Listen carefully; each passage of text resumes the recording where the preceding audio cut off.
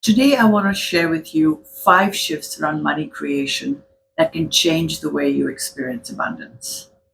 For today's conversation, I want to speak about money creation from a perspective that is rarely talked about.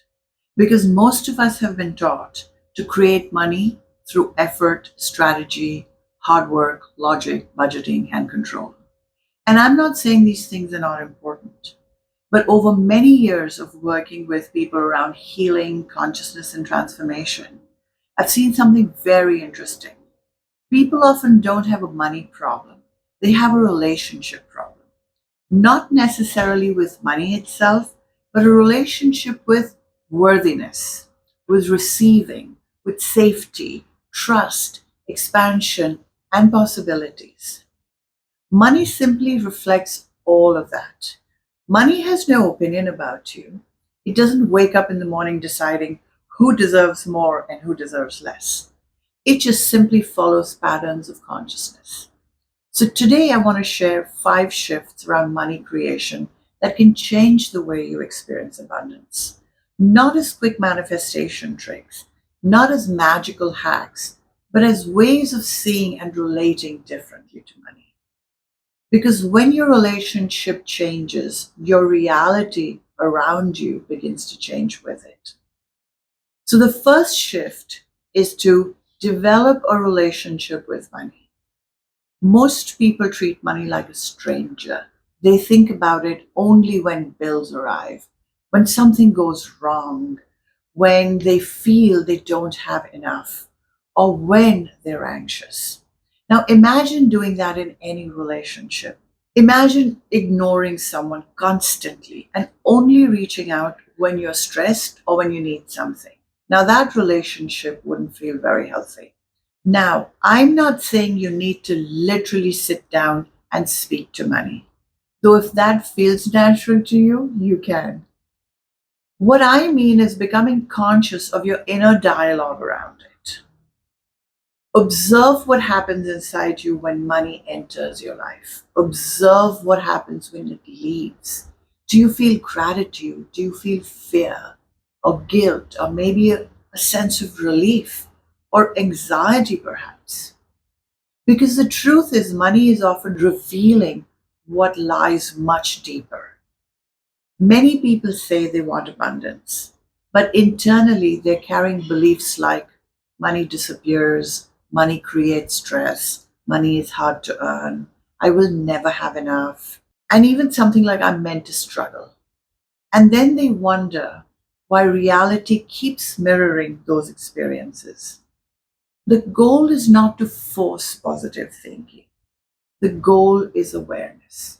Because awareness begins changing that relationship.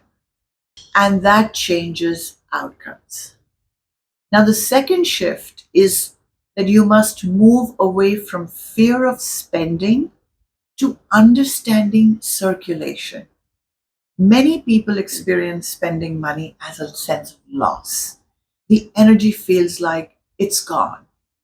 I now have less. Something is leaving me. And immediately contradictions begin. Now, of course, we need discernment. I am not suggesting recklessly spending money. This is not spend everything and trust the universe, but it's about the energy that is behind the action.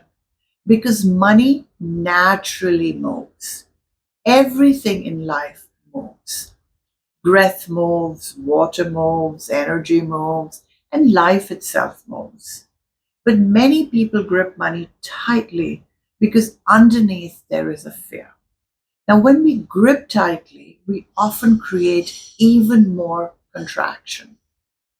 I remember seeing people become deeply stressed over spending on things that genuinely nourish their lives. For example, learning, health, growth, having great experiences, and getting support that you might need. But it's not because they can't afford it, but because fear immediately takes over and they have a real sense of loss. So rather than asking, how much am I losing? Try asking, what is this creating in my life? What is this opening. What is this contributing to my life? Because money is not only an exchange of numbers, it's also an exchange of value, energy, and experience. The third shift: stop making every decision from your current identity. Now, this one is really important. Most people make decisions from who they have been. Very few people make decisions from who they are becoming. There is a very big difference between the two energies.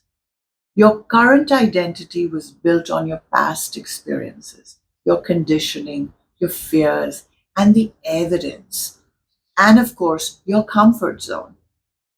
But growth rarely feels comfortable. The next version of you often asks for different choices, different standards, and different ways of showing up.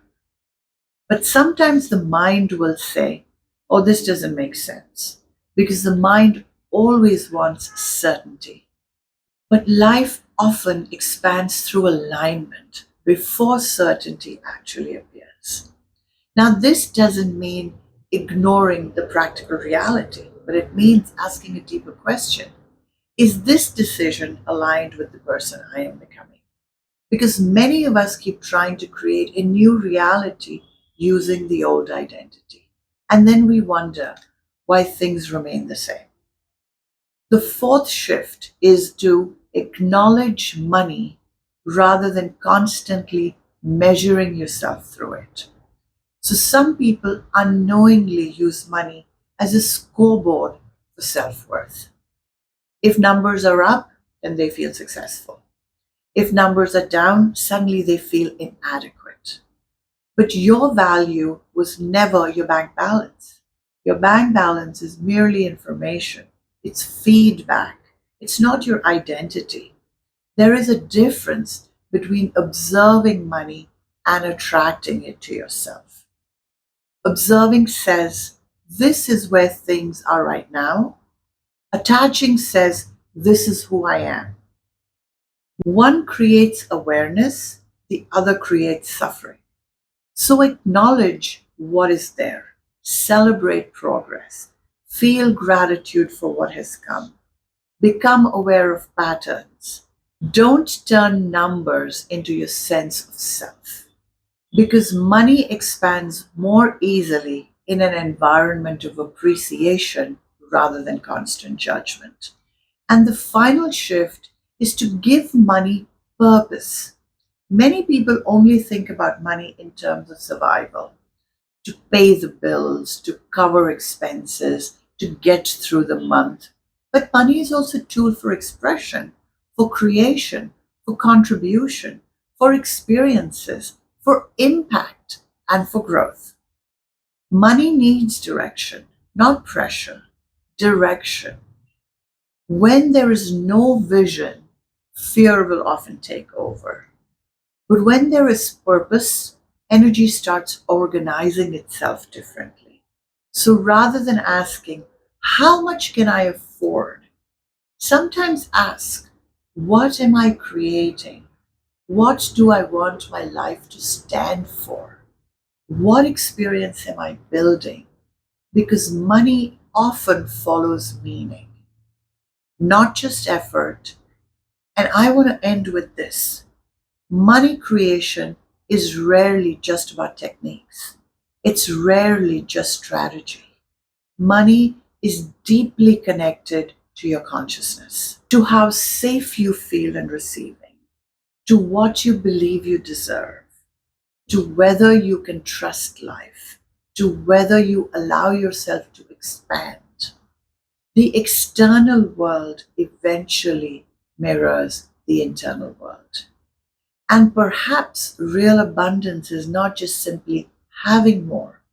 Perhaps abundance is about becoming someone who no longer lives in fear, someone who knows that who you are is way greater than what you currently possess.